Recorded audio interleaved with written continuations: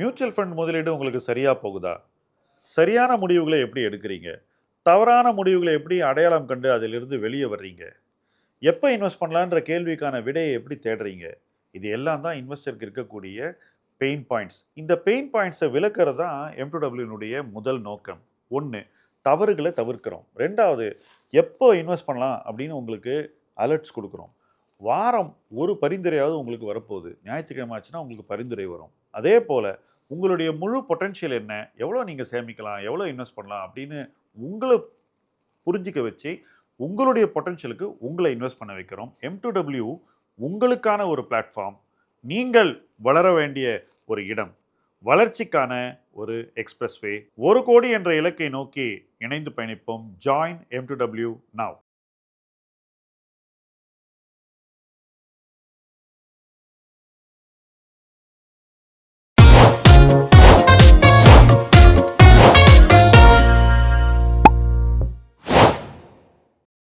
Welcome to பேசலாம் personal finance the PPF show.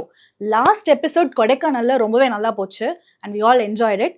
Hope you also enjoyed it. And இந்த எபிசோட்ல fresh set of கொஸ்டின்ஸோட உங்களோட கொஸ்டின்ஸோட நாங்கள் ஷாம் சாரை சந்திக்க போகிறோம். வாங்க நிகழ்ச்சிக்குள்ளே போகலாம். சார், நமக்கு லம்சம் கால் வந்துட்டே இருக்குது. ஸோ இப்போ என்னோட ப்ராப்ளம் என்னென்னா, இப்போ ரீசெண்டாக எனக்கு ஸ்பேம் ஆகிற மாதிரி நிறைய வந்துட்டே இருக்குது. அது இப்போ ஒரு மாதமும் நான் லம்சம் கொடுக்கணும்னு எடுத்து வைக்கிறதே எனக்கு ஒரு பட்ஜெட் மாதிரி ஆகுது. அண்ட் இப்போ எனக்கு கொஸ்டின் என்னென்னா, எது எனக்கு ப்ரையாரிட்டி லம்சம் சொல்லிட்டு நான் டிசைட் பண்ணேன். எனக்கு தெரியல. ஏன்னா நேற்றுக்கு அந்த டெக் ஃபண்டில் கொடுத்தீங்க. ஸோ மாற்றி மாற்றி வந்துட்டே இருக்கும்போது எங்கிட்ட இருக்கிற காசை நான் எப்படி அதில் இன்வெஸ்ட் பண்ணுறது, எது ப்ரையாரிட்டின்னு எனக்கு தெரியல. ஸோ இதோட ஐடியாவே என்ன? ஒரு இன்வெஸ்ட்மெண்ட்டை எப்படி பில்ட் பண்ணுறது? இப்போ உனக்கு ஏதோ ஒரு தீமேட்டிக் ஃபண்டில் ஒரு பொசிஷன் பில்ட் பண்ணணும்னு வச்சுக்கோம். உதாரணத்துக்கு நீ சொன்ன உதாரணத்தை எடுத்துக்கிறேன். டெக் ஃபண்டில் உனக்கு ஒரு தீமேட்டிக் பொசிஷன் பில்ட் பண்ணணும். அதுக்கு ஒரு அளவு இருக்குது. இப்போ என் மைண்டில் ஒரு அளவு வச்சுருக்கேன். உனக்கு இவ்வளவு இதில் பில்ட் பண்ணோம் அப்படின்னு. உனக்கு மட்டும் இல்லை, இருக்கிற அத்தனை பேருக்கும் அந்த ஒரு அளவு இருக்குது. ஒவ்வொருத்தருக்கு ஒரு அளவு இருக்குது according to their risk profile. அப்போ நம்ம என்ன பண்ணுவோம், அந்த அளவு முடிகிற வரைக்கும் உனக்கு இன்வெஸ்ட்மெண்ட் ரெக்கமெண்டேஷன்ஸ் வந்துட்டே இருக்கும். அந்த அளவு ரீச் ஆயிடுச்சுன்னா அதுக்கப்புறம் உனக்கு அது வராது. பட் உனக்கு எவ்வளோ பணம் இருக்கோ நீ அதுலேருந்து கொஞ்சம் கொஞ்சமாக போட்டு பில்ட் பண்ணிக்கலாம், ஃபில்அப் பண்ணிக்கலாம். அண்டு என்னைக்கு சொல்கிறோம்? கீழே இருக்கும்போது சொல்கிறோம். உனக்கு சாதகமான ஒரு நாளில் நீ இதை ட்ரை பண்ணலாமே, நீ இந்த இடத்துல இன்வெஸ்ட் பண்ணலாமே, பணம் இருந்தால் நீ போடலாமேன்றதான் நோக்கம். உங்கள்கிட்ட இருக்கிற காசெல்லாம் நீ இன்வெஸ்ட் பண்ணணும், அல்லது ஐயோ என்கிட்ட பணம் இல்லை அப்படின்னு ஆதங்கப்படணும், அல்லது வரி பண்ணுறது நம்முடைய இன்டென்ஷன் இல்லை. அதை அனுப்புறதோட ரீசன் என்னென்னா, இது நல்ல வாய்ப்பு, உங்கள் போர்ட்ஃபோலியோவில் இது இன்னும் இருக்கணும், விருப்பப்பட்டால் நீங்கள் கொஞ்சம் பணத்தை போடலாம், உங்கள்கிட்ட பணம் இருந்தால் நீங்கள் போடுங்க அப்படிங்கிறது தான் இந்த காலோட இன்டென்ஷன். இப்போ ஒரு போர்ட்ஃபோலியோனா 4-5 தீமேட்டிக்கு சேர்ந்து வர்றது தான் ஒரு போர்ட்ஃபோலியோ. அப்போது எப்பெல்லாம் ஒரு தீம் அட்ராக்டிவா இருக்கும் அப்பெல்லாம் அலர்ட் பண்றது என்னோட வேலை. பணம் இருந்தா நீ இன்வெஸ்ட் பண்ணு, இதுக்காக நீ ஸ்ட்ரெஸ் ஆகிறதுக்கு எந்த விதமான தேவையும் இல்லை. ஓகே, சப்போஸ் உங்ககிட்ட ஒரு ஸ்மாலர் சம் தான் இருக்குன்னு வச்சுக்கோ, அதை போட்டுட்டு போ. ஆனால் எனக்கு எது, நான் இப்போ 2 நாள் முன்னாடி ஒரு பர்டிகுலர் இதில் லம்சம் வருது. நான் அதில் என்கிட்ட இருந்த காசை நான் கொடுத்து இன்வெஸ்ட் பண்ணிட்டேன். சரி, நேற்று பார்த்தா திடீர்னு டெக் வருது. நான் ஒருவேளை என் கையில் இருந்து தான் நான் அதை இருந்தா போடு, இல்லைன்னா திருப்பி அடுத்த 1ஆம் தேதிக்கு மேலே உனக்கு சேவிங்ஸ் சேரும். அதுக்கப்புறம் வர காலில் போடு. நீ இந்த பொசிஷனை கம்ப்ளீட் பண்ணுற வரைக்கும் உனக்கு அலர்ட்ஸ் வந்துட்டே இருக்கும். எப்போல்லாம் அது உனக்கு சாதகமான டைமோ இன்வெஸ்ட் பண்ணுறதுக்கு அப்போல்லாம் உனக்கு ஒரு ரெக்கமெண்டேஷன் வரும், சஜஷன் வரும், பணம் இருந்தால் போடு அப்படின்னு. ஸோ அது இருக்கும்போது நீ பண்ணு. இல்லை இப்போ அதுக்குள்ளே டெக் ஏறிடுச்சுன்னா ஏறினா பேட் லக்மா. பட் வாய்ப்பு என்னைக்கு கரெக்டாக இருக்கோ அன்னைக்கு உனக்கு இன்வெஸ்ட்மெண்ட் சஜஷன்ஸ் வரும். இல்லை என்கிட்ட காசு இருக்கும்போது கொஞ்சமாக மட்டும் போட்டுட்டு அப்படி வெயிட். நிறைய பேர் என்ன பண்ணுவாங்கன்னா, பணம் இருக்கும் ஆனால் போடாமல் வெயிட் பண்ணுவாங்க. ரைட். இப்போ நம்ம ஜூலை 3ஆம் தேதிக்கு அப்புறம் தான் நம்ம இந்த இன்வெஸ்ட்மெண்ட்டுக்கே வரோம். இன்னைக்கு கிட்டத்தட்ட 45 டேஸ் ஆயிடுச்சு ஃபஸ்ட்டு நம்ம டெக்கு வாங்கலாம்னு முடிவு பண்ணி. அண்ட் ரெக்கமெண்டேஷன் கொடுத்து 42-43 டேஸ் ஆயிடுச்சு. இன்னும் கூட நான் பார்க்குறேன் 90% ஆஃப் த பீப்புள் அந்த டிசைர்டு பொசிஷன் கிட்ட வரவே இல்லைம்மா, ரொம்ப கீழே இருக்காங்க. நிறைய பண்ண வேண்டியிருக்கு. அப்போ என்ன அர்த்தம்? அவங்களுக்கு பணம் இருக்கும்போது அவங்க எப்படியாவது போடணுங்கிறதான் என்னுடைய எக்ஸ்பெக்டேஷன். அதனால தான் அந்த கால் உனக்கு வருது.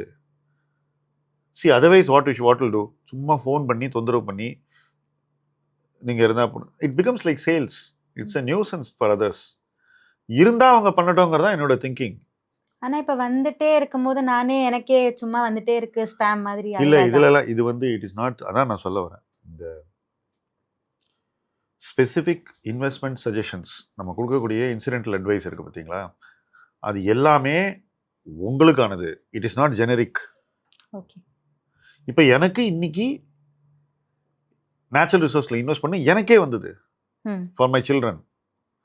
அது ஏன்னா நான் இது வரைக்கும் அதில் இன்வெஸ்ட் பண்ணலை. நல்லா புரிஞ்சுக்கோ, எனக்கே அந்த அட்வைஸ் வருது. சோ எனக்கு கஸ்டமைஸ்டா வருது. Yes, it is customised. அதுதான் சொல்ல வரேன். ஜெனரல் இல்ல. இல்லை கிடையவே கிடையாது. ஓகே. பட் நிறைய பேர் பண்ணாதனால நிறைய பேருக்கு வருது. சி த பாயிண்ட் இஸ், நீ கம்ப்ளீட் பண்ணிட்டா ஆக்சுவலாக கொஞ்சம் பேருக்கு தான் வருது நிற்கிறது. நான் தான் சொன்னேன் 90% of people are not gone anywhere near the பொசிஷன்னா, அந்த 90% பீப்புளுக்கு அந்த சஜஷன் வந்துட்டு தானே இருக்கும் அது முடிகிற வரைக்கும். அப்ப வந்துட்டே இருக்குன்னா நான் அவ்வளவா பண்ணலன்னு அர்த்தம். நீ குறைவா பண்ணியிருக்கேன்னு அர்த்தம். ஓகே. உன்னோட நீ பண்ண வேண்டிய லெவலுக்கு நீ பண்ணலைன்னு அர்த்தம். ஓகே. சரி, இப்போ அந்த 90% ஆஃப் த பீப்புள் இன்னும் அந்த லிமிட் ரீச் பண்ணலங்கிற ஒரு சுச்சுவேஷன்ல லெட்ஸ் அஸ்யூம் அவங்க கிட்ட காசு இல்லை இன்வெஸ்ட் பண்றதுக்கு. Will we find a way to rebalance within the portfolio or release cash within the portfolio? That becomes like trading. First இந்த போர்ட்ஃபோலியோவை நீ இப்போ பாருங்க, it is being position for the next 3 to 4 years. இதில் ஏதாவது ஒரு investment maturity reach பண்ணால் தானே அதுலேருந்து நம்ம பணத்தை எடுக்க முடியும். இல்லைன்னா நம்ம எப்படி பண்ண முடியும்? ஒரு சின்ன ஹோல்டிங் இன்சிக்னிஃபிகண்ட் பொசிஷன் இருந்தால் அதை லிக்விடேட் பண்ணலாம். See where we are helping people is, இவங்களே வெளியில் ஒரு போர்ட்ஃபோலியோ வச்சுருப்பாங்க. நிறைய பேர்கிட்ட இந்த இஎல்எஸ்எஸ் உட்காந்துருக்கு. ஓகே, 3 வருஷத்துக்காக போட்டது 3 வருஷம் முடிஞ்சிருச்சுன்னா I think people should exit their ELSS funds and use that fund in a more purposed way. என்ன ரீசன்னா, இந்த ELSS category is dead. There is no incentive even for the fund manager to do something active because is not going to get any fresh money in it. So அந்த மாதிரி situation இருக்கும்போது it is good for the investor to take out money from ELSS and put it in a portfolio like their M2W portfolio where it can be very precisely positioned. I gave you one example of this. Many people also take out of their outside portfolios. சில பேருக்கு ஒரு specific ஃபண்டுக்கு ரொம்ப exposure இருக்கு. ஒரே fund almost 80% of the mutual fund investment is in one fund. So அதுலேருந்து ஒரு 5% எடுத்து இங்கே போடுறதுல ஒன்றும் கஷ்டம் இல்லை, or 10% எடுத்து போடுறதுல. Worst case what, when that fund again appreciates 10% or little more than that, it recoups the money that they originally held. So it's just a rebalancing that they're doing. Anyway, they are overexposed to one fund scheme. So அந்த மாதிரி விஷயங்கள் பண்ணலாம். So there are many ways. External portfolio review பண்ணி அதுலேயும் external portfolio review பண்ணாக்கா எல்லாத்தையும் எடுன்னு சொல்லக்கூடாது. எதில் அவங்க கண்டினியூ பண்ணணுமோ அந்த ஃபண்ட்ஸில் அவங்க கண்டினியூ பண்ணணும். they should not disturb compounding in those funds. எதில் அவங்க வந்து இருக்கிறதுல பயன் இல்லைன்னு நம்ம நினைக்கிறோமோ அதை நம்ம சொல்லலாம். அவங்க விரும்பினா அவங்க எடுத்துட்டு அதை இந்த இடத்துல வந்து they can use it. This is what people can do. Lot of people are doing it. நிறைய பேர் பண்றாங்க. இப்போ எக்ஸ்டர்னல் போர்ட்ஃபோலியோலயே அவங்களும் நம்மளோட கன்விக்ஷன் மாதிரியே லார்ஜ் கேப்ஸ் தான் அதிகமாக ஹோல்ட் பண்றாங்கன்னு வச்சுக்கலாம். இப்போ நம்ம கிட்ட அவங்க M2Wக்கு வரும்போது கேட்கறது என்னன்னா, நான் உங்ககிட்ட வெறும் தீமேட்டிக் மட்டும் பண்ணட்டுமா? இப்போ ஏன் நீங்களும் அதே லார்ஜ் கேப் ஃபோக்கஸ்ட் இதுல இருந்தே ஸ்டார்ட் பண்றீங்க? நான் ஆல்ரெடி வெளியில அதுதான் வச்சிருக்கேன் அப்படின்னு ஒரு பாயிண்ட். ஸோ நம்ம என்ன பண்றோம், அவங்களுக்கு ஒரு ஓவரால் போர்ட்ஃபோலியோ பில்ட் பண்ண நம்ம வந்து முயற்சி பண்றோம். அதுக்கு ஒரு ஃபவுண்டேஷன் இருக்கு. அந்த ஃபவுண்டேஷன்ல ஸ்பெசிஃபிக்கா நம்ம இந்த காம்போனன்ட்ஸ் தான் இருக்கணும்னு நம்ம சொல்றோம். இப்போ இவங்க கிட்ட இருக்கக்கூடிய ஃபண்டு கேட்டகரியில தான் ஒன்னா இருக்குமே தவிர குவாலிட்டியில இதே இருக்காது. வேற ஏதோ ஒரு ஃபண்டு வச்சிருப்பாங்க. நீங்களே எத்தனையோ போர்ட்ஃபோலியோ பார்க்குறீங்க ரிவ்யூவில், நீங்கள் வாங்குற லார்ஜ் கேப் ஃபண்டு அவங்கள்ட்ட இருக்கான்னா 100% இருக்காது. வேறு ஏதோ ஒன்று வச்சுருக்காங்க. நான் எந்த ஃபண்டு பேரையும் நான் குறிப்பிட போகிறதில்லை. அந்த ஃபண்டு மேலே நமக்கு நம்பிக்கை இல்லை ஆக்சுவலாக. So it is not the same. First point. Second point, we are helping them build a holistic portfolio. Saying that no, I don't want holistic portfolio, you just give me a few components. But இப்போ இந்த few components மட்டும் வச்சு build பண்ற போர்ட்ஃபோலியோக்கும் நம்ம ஹோலிஸ்டிக்கா கொடுக்குற போர்ட்ஃபோலியோக்கும் என்ன difference இருக்கு? ஸ்ட்ரக்சரே இருக்காது, இல்லை இம்பேலன்ஸ்டாக இருக்கும். ரெண்டு மாத்திரம் It's like you go to a restaurant, you like the pickles, and you like one dish in the meal. You tell the restaurant owner, just give me the pickle and the dish. Will he give you? That's the thing. It doesn't make sense. If you think we are specialized in only one thing, that is telling a particular type of funds, that is a poor understanding. நாம என்ன பண்ண முடியுங்கிறத அவங்க புரிஞ்சிக்கவே இல்லைன்னு தான் சொல்றேன். நான் என்ன சொல்றேன், ஒரு ஹோலிஸ்டிக் போர்ட்ஃபோலியோ பில்ட் பண்ணி அதை நீ காம்பவுண்ட் பண்ணுன்னு நான் சொல்றேன். இல்லை எனக்கு ஹோலிஸ்டிக் போர்ட்ஃபோலியோ வேணாம், எனக்கு இதை மட்டும் கொடுங்கன்னாக்கா எனக்கு அதை கொடுக்கறதுல இன்ட்ரெஸ்ட் இல்லைங்கிறேன். Because that is not what I think. எனக்கு ஒரு போர்ட்ஃபோலியோ இப்படி இருக்கணும்னு எனக்கு ஒரு எக்ஸ்பெக்டேஷன் இருக்கு. ஓகே, அப்படி பண்ணாதவங்க கிட்ட என்னால் காம்பவுண்டிங் கொண்டு சேர்க்க முடியாதுன்னு நான் ஃபீல் பண்ணுறேன். நாளைக்கு என்ன ஆகும் தெரியுமா, அவங்க வச்சிருக்கிற ஃபண்டு பர்ஃபார்ம் பண்ணாது. ஓகே, அந்த ப்ரெஷரில் இதையும் சேர்த்து விற்றுருவாங்க. அதெல்லாம் எதுக்குன்னு நான் சொல்கிறேன். யூ ஹேவ் டு கிரியேட் ஒரு போர்ட்ஃபோலியோவில் you have to create an environment for long ownership. அதாவது நீ அந்த போர்ட்ஃபோலியோவில் ஒரு அமைப்பு இருக்கணும். இந்த அமைப்பு தான் உன்னை வந்து அந்த போர்ட்ஃபோலியோட கம்ஃபர்டபுளாக ட்ராவல் பண்ண ஹெல்ப் பண்ணும். சரி, நான் இன்னொரு சினாரியோ. இப்போ நான் என்ன சொன்னேன், உங்கள்கிட்ட வெளியில் ஒரு விஷயம் நல்லா இருந்தா அதை டிஸ்டர்ப் பண்ணக்கூடாதுன்னு நான் சொன்னேன்ல. அது ரிவர்ஸில் யோசிச்சுப்பாரு. உங்ககிட்ட வெளில ஒரு விஷயம் இருக்குது, அதை வந்து நிச்சயமாக மாற்றியே ஆகணும், அதை டிஸ்டர்ப் பண்ணாத நம்மக்கிட்ட ஒருத்தர் சொல்கிறாருனாக்கா it exactly opposite of my philosophy of what I think a good portfolio should be. நான் என்ன சொல்கிறேன், என்ன விட்டுருங்கன்றேன், அவ்வளோதான். I'm not against them doing what they want. எல்லாரோட தனி ஃப்ரீடம் அது, அவங்களோட சுதந்திரம், என்ன வேணால் பண்ணலாம். பட் என்னோட ஏஸ்தட்டிக்கு ஒரு ஹோலிஸ்டிக்கான ஒரு விஷயத்த பண்ணணும் அப்படின்னு நான் சொல்கிறேன். அப்போ தான் அவங்க ஜெயிப்பாங்கன்னு எனக்கு தெரியும், என்னோட நம்பிக்கை இது. அதனால தான் நான் இதை சொல்கிறேன். அண்ட் நீ ரெண்டையும் கான்ட்ராஸ்டை யோசிச்சு பாரு. நல்ல விஷயம் இருந்தால் அதை டிஸ்டர்ப் பண்ணக்கூடாதுன்னு நான் சொல்கிறேன். அதே நேரத்தில் மாற்ற வேண்டிய விஷயம் இருந்தால் அதை மாற்றி ஆகணுங்கிறது என்னுடைய நம்பிக்கை. ஆனால் அவங்கள நான் வற்புறுத்த மாட்டேன். எத்தனை பேர் நம்மகிட்ட வந்து இந்த போர்ட்ஃபோலியோ இந்த இடத்துல இருக்குது, இது அப்படியே ட்ரான்ஸ்ஃபர் பண்ணிக்கங்க அப்படின்னு கேட்குறாங்களா இல்லையா? What is our policy? We are not interested in doing that. ஏன்னாக்கா அங்கே ஒருத்தர் பில்ட் பண்ணி வச்சிருந்தா அதில் நல்ல விஷயம் இருந்தால் அது இருக்கட்டும்ங்கிறேன். அதில் ஏதாவது குறை இருந்தால் அதை மட்டும் நீங்கள் கரெக்ட் பண்ணுங்கன்றதான் என்னோட view point. See, you have to build a great portfolio. இப்போ நான் நிறைய பேரை 1 crore அதுக்கு மேலே கொண்டு போகிறேன்னாக்கா அவங்களுக்கு அந்த மொத்த போர்ட்ஃபோலியோ மேலே நம்பிக்கை இருக்குது. இட்ஸ் நாட் இந்த ஃபண்டு எனக்கு பிடிச்சிருக்கு, இவர் இதை மட்டும் நல்லா சொன்னார், அப்படி இல்லை. மொத்தம் it's the whole thing, that's the package. It's not ஒரு பர்டிகுலர் ஃபண்ட் சாய்ஸ். எல்லாமே கரெக்டான இடத்துல கரெக்டான அளவு அமையணும். அந்த அமைப்பு எப்படி வரும் சொல்லு? அந்த அமைப்பு வர்ற மாதிரி இருந்தால் நம்ம அதில் வேலை பண்ணலாம். அந்த அமைப்பே வராதுன்னு வச்சுக்கோங்களேன், நம்ம அந்த இடத்துல வேலை பண்ணால் நமக்கு தான் கெட்ட பேர் வரும். பிகாஸ் ஒரு அமைப்பு இல்லாத ஒரு போர்ட்ஃபோலியோ பர்ஃபார்ம் பண்ணாது, அதுக்கு நம்ம பொறுப்பாளி ஆகிடும். நீயாவே அந்த மாதிரி இருந்தா இப்போ நான் ஏன் ஆனோம்? சரி, இப்போ எம்எஃப்ல இந்த கிளாரிட்டி இருக்கு. பட் நான் வந்து எம்எஃப்பும் என்கிட்ட நான் மியூச்சுவல் ஃபண்ட்லேயும் இன்வெஸ்ட் பண்ணுறேன் அண்ட் நான் பிஎம்எஸும் வச்சுருக்கேன். லாஸ்ட் 2 இயர்ஸில் எனக்கு எம்எஃப்ஏ பெட்டராக இருந்திருக்கு தேன் பிஎம்எஸ் அப்படின்னு ஒரு பாயிண்ட் இருக்கு.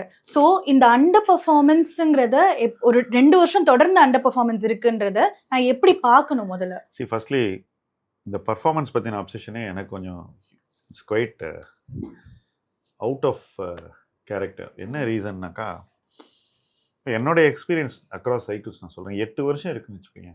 4 வருஷத்துலேருந்து 4.5 வருஷம் வரைக்கும் ஒன்றும் நடக்காது. அந்த 5th இயரில் ஒரு ரீசனபிள் ரிட்டர்ன் வரும். க்ரீன் ஷூட்ஸ்ன்னு நீங்கள் இங்கிலீஷில் சொல்கிறீங்களா, ஏதோ ஒரு ஆரம்ப சிக்னல்ஸ் கிடைக்கும். 6th இயர் நல்லா இருக்கும், maybe you will make 30-40%. 7th year you will make 70-80%. 8th year again you will double. This is how our experience has been. So மொத்தம் எடுத்து பார்த்தேன்னா you would have gone 3x in 4x sometimes in one cycle. It has happened. 3x has happened, 4x has happened. So 2 double ஆயிடும் 8 yearsல, which means you are at a reasonably good 18% ரேட்ல minimum இருப்பேன். In fact அதோட அதிகம் கூட ஆயிருக்கு சில சமயத்தில். So அந்த 8லேருந்து 10 மடங்கு ஒரு சைக்கிளில் நடக்கணும்னு வச்சுக்கோங்க. நீ இந்த 4 years ரிட்டர்ன் இல்லாத பீரியடை எப்படி நீ நேவிகேட் பண்ண, அதை எப்படி கடக்கிற, அதுதான் ரொம்ப இம்பார்ட்டன்ட். 2 வருஷம் கழிச்சு எனக்கு இது சரியில்லை, அது சரியில்லை, இது வீட்டில் வந்துட்டு சாப்பாடு சரியில்லைன்னு சில பேர் கம்ப்ளைண்ட் பண்ணிட்டே இருப்பாங்க டைனிங் டேபிளில். அந்த மாதிரி இந்த இன்வெஸ்டர் பிஹேவியரை நான் பார்க்குறேன். ஸோ இன்னொரு விஷயம் சொல்கிறேன், இந்த ஃபஸ்ட்டு 4 years இருக்கக்கூடிய bad I mean rather lack of returns. It's not even bad returns, lack of returns. You are the same place, you are not gone up. அதானே பிரச்சனை. I have gone down in 2 years, first 2 years, and then come back in the third and fourth year to where I was originally. And in towards the end of the fourth and the fifth year, I start seeing return. And then it just, it becomes like a spiral. இதான் என்னோட experience. ஒரு cycle இல்லை, multiple சைக்கிள்ஸில். ஒரு bull market முடியுது, அடுத்த 2 வருஷம் நம்ம வந்து ஃபஸ்ட்டு டேமேஜ் கண்ட்ரோல் பண்ணுவோம். எங்கே நிற்கிறோன்னு பார்ப்பேன். ஓகே, எங்கே நிற்கிறோம், where are we standing, portfolio எங்கே இருக்குது, எங்கே நம்ம மாற்றங்கள் கொண்டு வரணும், எந்த இடத்துல ஃபஸ்ட்டு ஸ்டெபிலைஸ் பண்ணணும், அதுக்கப்புறம் எங்கே போகலான்னு யோசிக்க. இந்த இடத்துல போனால், இங்கே இன்வெஸ்ட் பண்ணால் நமக்கு நல்ல ரிட்டர்ன் வரும். So you figure out. Actually இந்த எக்ஸாம்பிளில் 2024 nobody is figuring out, there quite okay. நீங்கள் வந்து இண்டெக்ஸை விட கம்மியான ரிஸ்க் எடுக்கிறீங்க உங்கள் போர்ட்ஃபோலியோவில். ஓகே, அப்போது இண்டெக்ஸோட ரிஸ்க் 100னாக்கா நீங்கள் 75 எடுக்கிறீங்க. ஒரு சைட்வர்ட் மார்க்கெட்டில் இண்டெக்ஸோட ரிஸ்க்கை விட கம்மியான ரிஸ்க் எடுத்தேன்னா எப்படி நீ வந்து இண்டெக்ஸை பீட் பண்ணுவே அல்லது ஹை ரிட்டர்ன் பண்ணுவே? யோ basically positioning not to lose money, அவ்வளோதான். பட் இதே போர்ட்ஃபோலியோவில் ஸ்லோவாக கொஞ்சம் கொஞ்சம் லேயர்ஸ் நீ ஆட் பண்ணும்போது அந்த அடிஷ்னல் லேயர்ஸ் என்ன பண்ணுன்னா, okay, they start performing. So you don't take risk in the entire portfolio, you take risk in only one part of the portfolio, and that gives you disproportionate returns. அதிகமான ரிட்டர்னை அந்த extra investments கொடுக்குது. இப்போ இதுதான் travel, இதுதான் நம்மளோட product ego சிஸ்டமில் இதுதான் பிரின்சிபல். எந்த ப்ராடக்ட் வேணால் எடுத்துக்கோ, இப்படி தான் நம்ம அப்ரோச் பண்ணுவோம். கம்பெனிஸ், அந்த சில கம்பெனிஸ் இருக்கு பாருங்க, where you're actually taking very calculated bets. அது நல்லா பண்ணும்போது அது வந்து சில நேரத்தில் 100% ஏறும், சில நேரத்தில் 200% ஏறும். ஸோ நீ வந்து 4% வாங்கின ஒரு கம்பெனியில் 5% வாங்கின கம்பெனி 200% ஏறும்போது அந்த ஒரு கம்பெனியில் உனக்கு 10% ரிட்டர்ன் கிடைக்குது. இது மாதிரி உனக்கு 2-3 கம்பெனி ஒர்க் அவுட் ஆச்சுன்னா யூ மேக் 30% ரிட்டர்ன். அந்த 30% அமார்டைஸ் பண்ணு, உனக்கு 10% ரிட்டர்ன் கிடைக்கும் ஒரு 3 year பீரியட். 5 yearனா you give 6% return. Rest of the portfolio should give you the same average 12% return.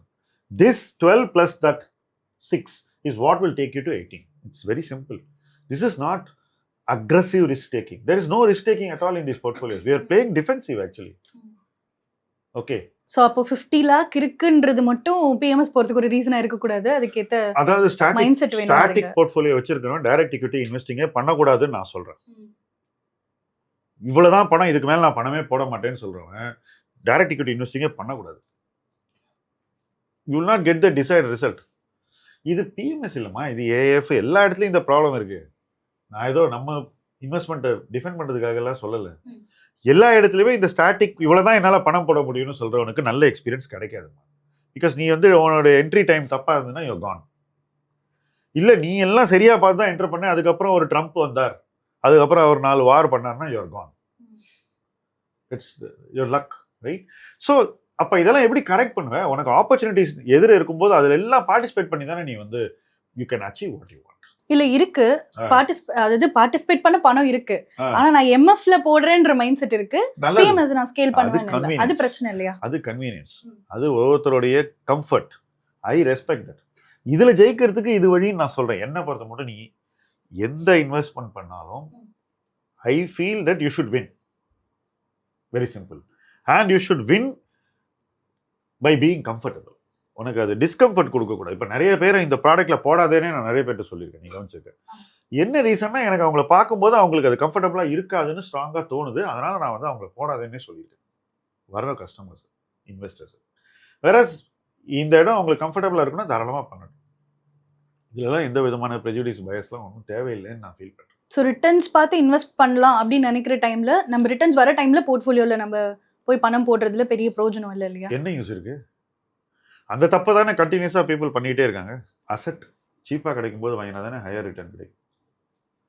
நான் இந்த அசெட்டை கொஞ்சம் இவ்வளோ பணம் போட்டுட்டேன், மேலே போட்டுட்டேன், அங்கேருந்து ஒரு 10% கீழே வந்துருச்சு, இப்போ நான் பணம் போட மாட்டேன். இன்னொரு 10% கீழே வந்துட்டு ஐயோ நான் பணம் போடவே மாட்டேன். இன்னொரு 10% கீழே வந்து நான் பணத்தை வெளியே எடுத்துடுறேன். இது இன்வெஸ்டிங்கா? இதுக்கு பேர் இன்வெஸ்டிங்கா சொல்லு? அந்த போர்ட்ஃபோலியோ நீ வெளியே பண்ணேன்னா நீ கண்டினியூஸாக இன்வெஸ்ட் பண்ணிக்கிட்டே இருக்கணும். அது இப்படியே போகும், போய் இப்படி வரும் மேலே. இப்போ நீ இந்த இடத்துல எல்லாம் நீ இன்வெஸ்ட் பண்ண பணம் எல்லாம் உனக்கு உன்னோட ஆவரேஜை குறைச்சிரும். இங்கே வந்துடும் average. You will be the money by the time it comes back to your starting point. தான் பிலாசபி. இது ரொம்ப சிம்பிள். இது வந்து ஃபாலோ பண்ணணும்னா பண்ணலாம். எனக்கு நான் மேலே போனால் பணம் கொடுக்குறேன்னு சொல்கிறவங்களுக்கு chances of making high return is not தேர்.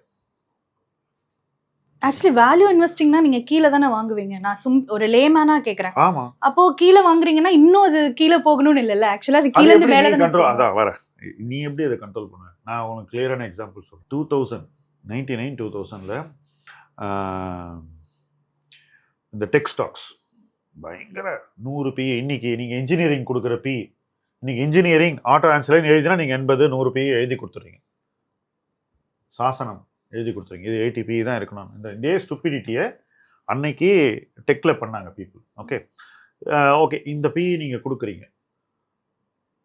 நாங்களாம் என்ன பண்ணோம், எல்லாருமே இங்கே இருக்கக்கூடிய சென்னையில் இருக்கக்கூடிய வெரி வெரி ரெஸ்பெக்டட் இன்வெஸ்டர்ஸ் அத்தனை பேருமே except one avoided tech totally. 1% continuously bought tech. You guys are all யூஸ்லெஸ்ன்னு சொல்லி அவர் டெக் வாங்கினார். 2000 வருது. 2000 வந்தோடனே அவர் போர்ட்ஃபோலியோ வந்து கீழே போயிடுது. எங்ககிட்ட டெக்கே கிடையாது. அதுவே எங்ககிட்ட டெக்கு கிடையாது. நாங்கள் வந்து முருகப்பா, டிவிஎஸ் இந்த மாதிரி சேஃப் குரூப்ஸ்லாம் ஷேர் வாங்கி வச்சிருக்கோம். நல்ல ஷேர்ஸ் நல்ல வேல்யூவேஷனில் வாங்கி வச்சிருக்கோம். என்ன நடந்திருக்கும்னு நீங்கள் நினைக்கிறீங்க? உங்க போர்ட்ஃபோலியோ பெட்டரா இருந்திருக்கணும். அவர் போர்ட்ஃபோலியோட அதிகமாக முதல்ல விழுந்தது எங்கள் போர்ட்ஃபோலியோ. ஏன்? இதுதான் நடந்தது. ஏன்னா மக்கள் வந்து எல்லாத்தையும் விற்கக்கூடிய ஒரு மைண்ட் செட்டுக்கு வந்துட்டாங்க. ஸோ ஆக்சுவலாக நாங்கள் வந்து எல்லாத்தையும் சரியாக பண்ணியும் தர்ம அடி வாங்கினோம். அது எங்கள் தப்பா? அங்கேருந்து 20 மடங்கு 30 மடங்கு மேலே போச்சிடலாம். ஆனால் டெக்கு ஏறலாமா அந்த 10 வருஷத்தில்?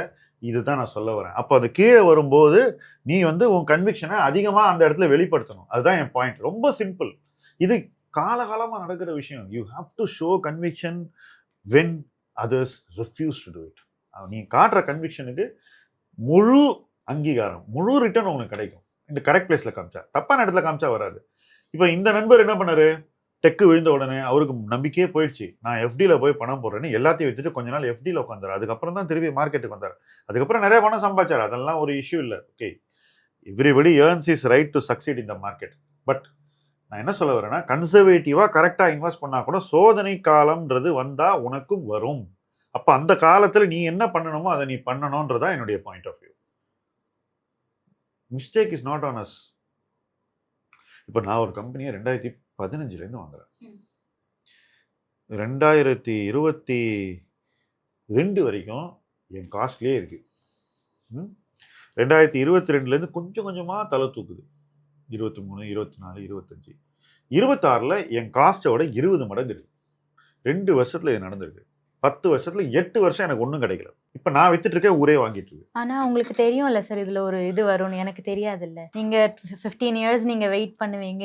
எனக்கு அப்படி வெயிட் பண்ண முடியும். See, காம்பவுண்டிங்ன்றது அதான். It is not something that happens every year. எனக்கு ஃபிக்ஸட் டெபாசிட் ரிட்டர்ன் வரல அப்படின்னு நிறைய பேர் சொல்லுவாங்க. இதில் நான் போடுறதுக்கு நான் எஃப்டியிலேயே போட்டிருப்பேன் அப்படின்ற கேள்வியை நானும் எத்தனையோ பேர்கிட்ட கேட்டுட்டு இருக்கேன். நான் மைண்டில் நினச்சிப்பேன், இவர் ஏன் ஈக்விட்டிக்கு வந்தார்? எஃப்டியிலே தானே இவர் இருந்திருக்கணும். ஈக்விட்டிங்கிறது வருஷா வருஷம் ரிட்டர்ன் கொடுக்கக்கூடிய அசட்டே இல்லை. அதான் சொன்னேன், 8 வருஷத்தில் 2 வருஷம் தான் உனக்கு பல்க் ஆஃப் த ரிட்டர்ன் வரப்போகுது. பாக்கி 6 வருஷம் இன்னும் பின்னுமாக தான் இருக்கும். அப்போ அந்த 6 வருஷம் யார் வந்து சேஃபாக இன்வெஸ்ட் பண்ணிக்கிட்டே இருக்காங்களோ அவங்களுக்கு அந்த 2 வருஷத்தில் எல்லாம் சேர்த்து வச்சு கொடுத்துரும். இப்படிப்பட்ட ஒரு அசட் கிளாஸில் வருஷா வருஷம் நான் ஆங்ஷியஸாக தான் ஆவேன்.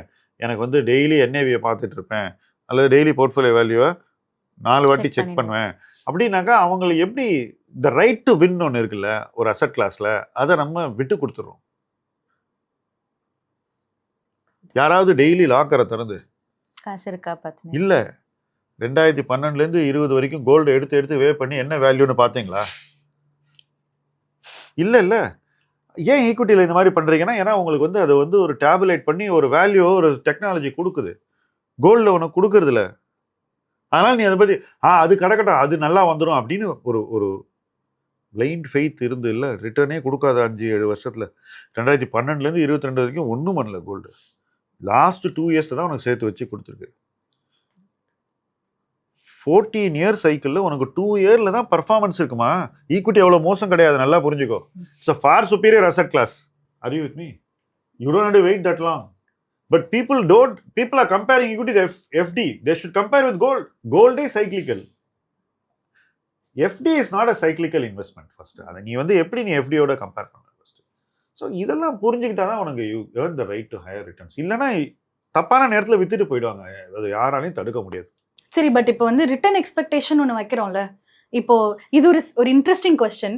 இப்போ நீங்க ஒரு பர்டிகுலர் ப்ராடக்ட்டே நம்ம கொடுக்குறோம்னு வச்சுக்கோங்க, அதுல ஒரு ரிட்டர்ன் எக்ஸ்பெக்டேஷன் ஒரு ரேஞ்ச் நம்ம கொடுக்குறோம்.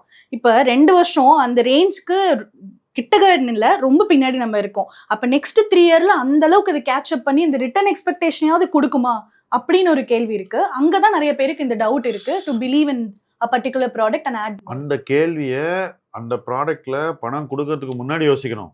நல்லா புரிஞ்சுக்கோ. கொடுத்துட்டு டவுட் பண்ணக்கூடாது. நான் ஹாஸ்பிட்டலில் போயிட்டு படுத்துட்டு அதுக்கப்புறம் டாக்டர் எனக்கு ட்ரீட் பண்ணாரா மாட்டாரான்னு பயந்துட்டே இருந்தால் I am not going to get a good experience. You have to see once you place your faith, you have to continue to place your faith till you reach your destination. See எப்போவுமே கொஞ்ச நாள் return இல்லைன்னா அதுக்கப்புறம் வரக்கூடிய period வந்து it has to compensate for the period when you don't make return. இதுதான் ஈக்விட்டியினுடைய nature. And நீங்கள் அதிக ரிஸ்க் எடுக்காத ஒரு பீரியடில் உங்களுக்கு ரிட்டர்ன் வரலங்கிறது it should not bother you actually. ஏன்னா அதுக்கப்புறம் நீங்கள் ஒரு பீரியட் வரும், அந்த பீரியடில் நீங்கள் இன்னும் கொஞ்சம் உங்கள் ரிஸ்க்கை இன்க்ரீஸ் பண்ணிக்கலாம். அப்போ நீங்கள் எடுக்கிற ரிஸ்க்கை உங்களுக்கு சேர்த்து வச்சு ரிட்டர்னை கொடுத்துரும். எல்லா நேரத்துலையும் அதிக ரிஸ்க் எடுக்கணும்னு நீங்கள் எதிர்பார்க்கறது தப்பு. ஒரு குறிப்பிட்ட நேரத்தில் மட்டும்தான் கொஞ்சம் ரிஸ்க்கை நமக்கு ஸ்லைட்டாக ஏற்ற முடியும். மற்ற நேரத்தில் தான் ரிஸ்க்கை வந்து கண்ட்ரோலில் தான் வைக்கணும். பிஎம்எஸ் தான் ஹை ரிஸ்க்குன்றது தப்பான அண்டர்ஸ்டாண்டிங். என்ன பொறுத்த மட்டும் நான் ஆரம்பித்த நாள்லேருந்து இன்னி வரைக்கும் இண்டெக்ஸினுடைய ரிஸ்க் 100னா நான் 75 தான் இருக்கேன். எப்பயோ ஒரு தடவை அந்த 75 85 ஆகியிருப்பேன். அதுவே போதுமானது.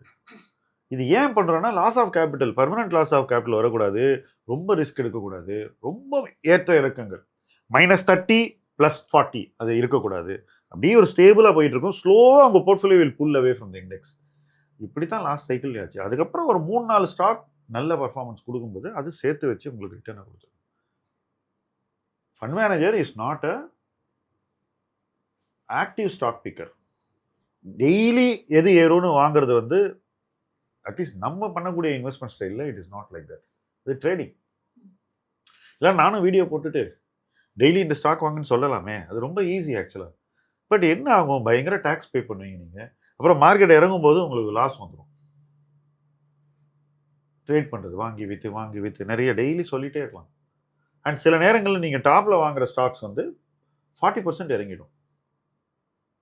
அதை தான் இன்றைக்கி இன்ஃபோசிஸ்லேயும் டிசிஎஸ்லேயும் ஐடிசிலையும் நிறைய பேர் நம்மளே அதை எக்ஸ்பீரியன்ஸ் பண்ணுறோம் சில இடங்களில்.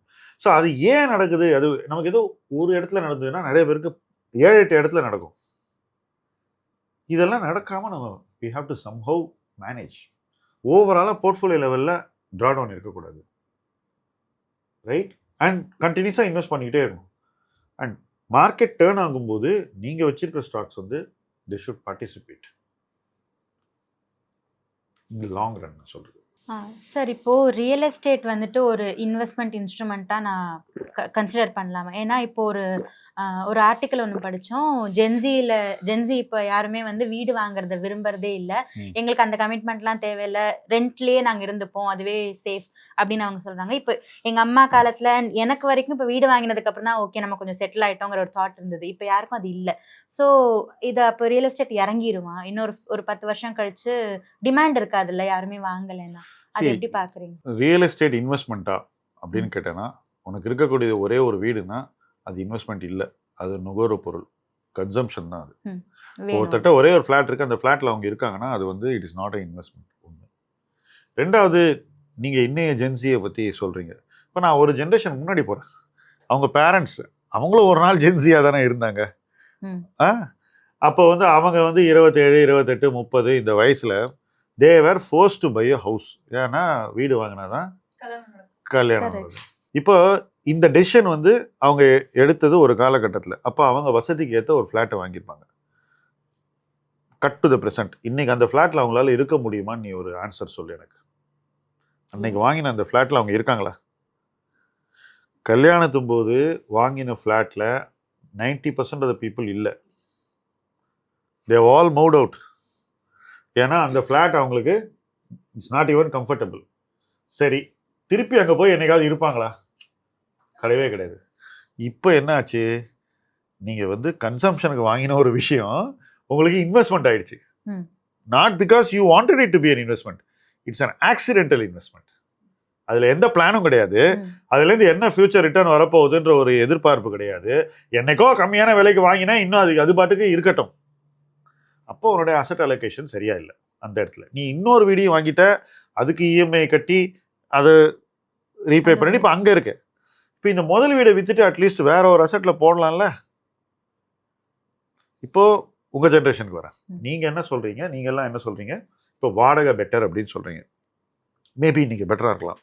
ஆனா அந்த moment people cost 35 and come to 40 or 45, அவங்க கிட்ட நிறைய பணம் சேர்ந்துருக்கும் காம்பவுண்டிங்ல.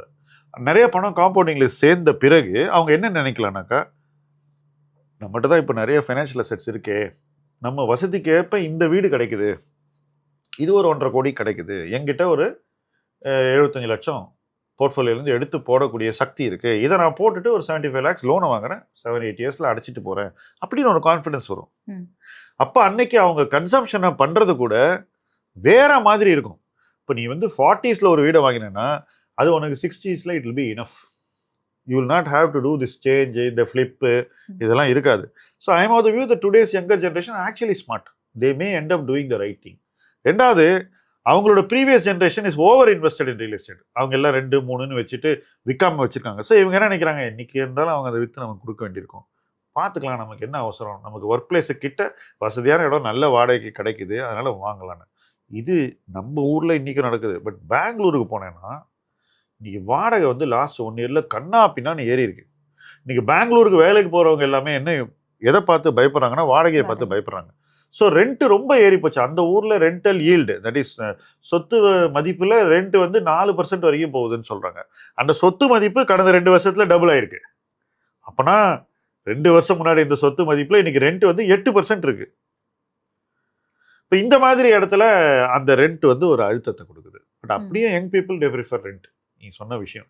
பட் என்ன பண்ணாலும் ரியல் எஸ்டேட் வாங்கும்போது ரியல் எஸ்டேட் விலை கொஞ்சம் குறைவாக இருக்கும்போது வாங்கினீங்கன்னாக்கா, உங்கள் பணத்தை அதிகம் போட்டு வாங்கினீங்கன்னாக்கா, அதுவும் நீங்கள் கொஞ்சம் ஸ்லைட்லி ஓல்டர் ஏஜில் உங்களுடைய தேவைகளை நல்லா புரிஞ்சுக்கிட்டு ஒரு அசெட் வாங்கினா அது லைஃப் டைம் அசெட். உங்களுக்கு ப்ரீவியஸ் ஜென்ரேஷன் யங் ஏஜில் அவசரப்படுத்தி வாங்கின அசெட்ஸ் பார்த்தீங்கன்னா அது லைஃப் டைம் அசெட்டே கிடையாது. 90% assets they have to sell and they hold it longer. அந்த வீட்டை விட்டு வெளியே காலி பண்ணி போன அப்புறமா அது 10-15 வருஷம் அவங்கள்ட்ட இருக்கு. It doesn't compound actually. So அந்த பணம் வந்து அவங்களுக்கு வளராமல் போயிடுது 10-15 வருஷத்துக்கு. இதெல்லாம் மாறணும்னு நான் நினைக்கிறேன். ஸோ அந்த வகையில் நான் ஓரளவுக்கு I am siding with the Gen Z. Actually I think ஆனா இப்போ வந்து சப்போஸ் எங்கிட்டயே ஒரு 3 வீடு இருந்திருந்ததுன்னா, இப்போ ஜென்சி மோஸ்ட்லி ரெண்ட்டுக்கு தானே விரும்புறாங்க. அப்போ எனக்கு அதுல இருந்து ரெண்ட் எனிவே வரும்ல, எனக்கு அது எனிவே ப்ராஃபிட் தானே. பேங்க்ல போட்டா கூட உனக்கு 6% கிடைக்கும். அப்போ அதை வித்துட்டு நீ வேற ஏதாவது பண்ணலாம் அந்த பழைய வீடெல்லாம். சரி, இப்போ நம்ம ஜென்சி, அதுக்கு ப்ரீவியஸ் ஜென்ரேஷன், அதுக்கு முன்னாடி ஜென்ரேஷன் பத்தி we saw how they deal with real estate. ஆனா இப்போ இருக்கிற சினாரியோல real estate as an investment நெசசரியா இல்லையா? Real estate for consumption necessary. இன்னைக்கு இருக்கக்கூடிய வேல்யூவேஷன்ல real estate as an investment is not compulsory, it is not essential. இன்னைக்கு இருக்கிற ரியல் எஸ்டேட் மார்க்கெட்ல real estate is not necessary. So what's your view on REITs and investments? See, REIT எல்லாம் வந்து very early stage investment. இன்னைக்கு இன்விட்டும் அதே தான். அதில் இருக்கக்கூடிய governance structures, risks, certainty of income, asset பேஸ்கெட்டில் இருக்கக்கூடிய quality. Suppose the way they put together rate, ஒரு நல்ல அசெட் 4 பேட் அசெட் இருந்தால் உனக்கு வந்து அது ரிஸ்க்கு. எல்லாம் ஓவரால் பேக்கேஜ் கரெக்டாக இருக்கணும். இதெல்லாம் பார்த்து ஒரு அசெட் கிடைச்சதுன்னா then they are okay. But again they are just replacements for debt. Okay, but government things they are equity, is categorise as equity. But நான் அதை வந்து டெட்டுக்கான ரீப்ளேஸ்மெண்ட்டை தான் பார்க்குறேன். I am not so excited by REITs right now. I think it got a long way to go. இன்னும் நல்லா it has to change a lot more. அதான் என் view. So ரீசெண்டாக நம்ம விமன் கிளைண்ட் ஆல்சோ ஒருத்தங்க ஒரு லம்சம் கால்க்கு 70,000 அவங்க கிட்ட இருந்தது. ஆனால் அவங்க வந்து 40,000 பார்ட்டிசிபேட் பண்ணிட்டு அந்த 30,000 பண்ணுறதுக்கு வந்து அவங்க என்ன கேட்டாங்கன்னா, இப்போ ஓகே கோல்டு எனிவேஸ் வந்து எனக்கு பெட்டர் ஆப்ஷனாக தெரியுது, ஸோ நான் பழைய நகையை போட்டு புது நகை வாங்கிக்கிறேன்னு சொல்லி அந்த 30,000 அங்கே ஸ்பெண்ட் பண்ணுறாங்க. So making and wastage. Correct. இப்போ ஈக்விட்டி வந்து நமக்கு இவ்வளோ அட்ராக்டிவாக இருக்குது இதெல்லாம் நம்ம சொன்னாலுமே இன்னுமே வந்து மோஸ்ட் ஆஃப் த விமென்க்கு வந்து கோல்டு அண்ட் ட்ரெடிஷ்னல் அசெட்ஸில் பண்ணுறதுல தான் அந்த கம்ஃபர்ட் இருக்குது. ஸோ ஒரு வெல் ஜென்ரேஷனை விமன் இப்போ எப்படி பார்க்கணும்? சி ஃபஸ்ட்டு அவங்க 40,000 பண்ணது ஈக்விட்டியில் இட்ஸ் அன் இன்வெஸ்ட்மெண்ட். அவங்க 30,000 ஸ்பெண்ட் பண்ணது அதை பண்ணது வந்து இட்ஸ் ஆக்சுவலி அன் எக்ஸ்பெண்டிச்சர். அது இன்வெஸ்ட்மெண்ட் இல்லை. நீங்கள் கோல்டு கொடுத்தீங்க, திருப்பி அவங்க அதே வேல்யூக்கு தான் கோல்டு கொடுத்தான், எக்ஸ்ட்ரா ஒன்றுமே கொடுக்கல. அதை வந்து அவங்க வந்து அந்த 1 லட்ச ரூபாய்க்கு இவங்க ஐ திங்க் 30,000 ரூபாய் செலவு பண்ணியிருக்காங்க 1 லட்ச ரூபா மதிப்புள்ள ஒரு நகைக்கு. அது நுகர்வுக்கான செலவு. அது செலவு ஆக்சுவலாக. இது ரெண்டுத்துக்கும் நிறைய பேர் வித்தியாசத்தை இன்னும் புரிஞ்சுக்கல. இது மாதிரியான விஷயங்களை தெளிவாக புரிஞ்சுக்கணும். செய்யறது தப்புன்னு நான் சொல்ல. She is enjoyed it, that's all. நீ வந்து ஆப்பிள் வாட்ச் வாங்குற மாதிரி அவங்க போய் இதை வாங்கியிருக்காங்க, அப்படி வச்சுக்குவோம், ரைட்? இப்போ இது இன்வெஸ்ட்மெண்ட் இல்லை அப்படிங்கிறது எத்தனை பேருக்கு புரியுதுங்கிறது தான் இங்கே கொஸ்டின். எது இன்வெஸ்ட்மெண்ட்? எதில் இன்வெஸ்ட் பண்ணால் நமக்கு பெட்டர் ரிட்டர்ன் கிடைக்கும்? எது நுகர்வு? எந்த நுகர்வை நம்ம தள்ளி போடலாம்? எந்த நுகர்வு நமக்கு அத்தியாவசியம்? இது எல்லாம் நம்ம ஒரு பிளாட்ஃபார்மில் பேச போகிறோம். அதுதான் கோடீஸ்வரி கான்க்ளேவ். செப்டம்பர் 26 அண்ட் அதுக்கான ரெஜிஸ்ட்ரேஷன் ஃபார்ம் எங்கே போடுறீங்க? டிஸ்கிரிப்ஷன்ல இருக்க லிங்க் இருக்கு. ஸோ அங்கே சந்தீப். ஆமா, செப்டம்பர் 26 கோடீஸ்வரி கான்க்ளேவ். இது பெண்கள் மட்டும் கலந்துக்க வேண்டிய ஈவெண்ட். வெல்த் எப்படி கிரியேட் பண்ணணும்னு தெரிஞ்சுக்க மறக்காம பெண்கள் இன்னைக்கே ரெஜிஸ்டர் பண்ணுங்க. பேசலாம் பர்சனல் ஃபைனான்ஸ் த பிபிஎஃப் ஷோவோட இந்த எபிசோட் உங்களுக்கு பிடிச்சிருக்கும்னு நம்புறோம். உங்களுக்கு ஏதாவது கொஸ்டின்ஸ் இருக்குன்னா மறக்காம கமெண்ட் செக்ஷன்ல போடுங்க. அண்ட் நம்ம பெண்களுக்கான எக்ஸ்க்ளூசிவான கோடீஸ்வரி கான்க்ளேவ் செப்டம்பர் 26 நடக்குது. அதுக்கான லிங்க் டிஸ்கிரிப்ஷன்ல இருக்கு. இப்போவே மறக்காம ரெஜிஸ்டர் பண்ணுங்க.